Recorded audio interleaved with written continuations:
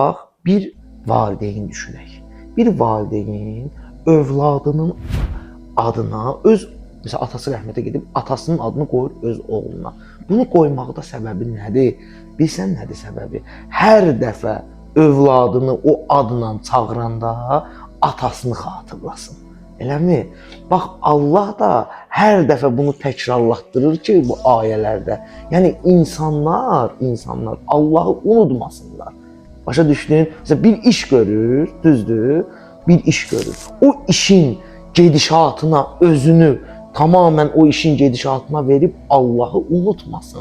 Ona göre Allah orada təkrarlayır. Sadece Fatihə surəsində deyil, Bəqərə surəsində də və yaxud da Məryəm surəsində də və yaxud Yasin surəsində də Allah hər dəfə xatırladır ki, Allah bağışlayandır, əfv eləyəndir.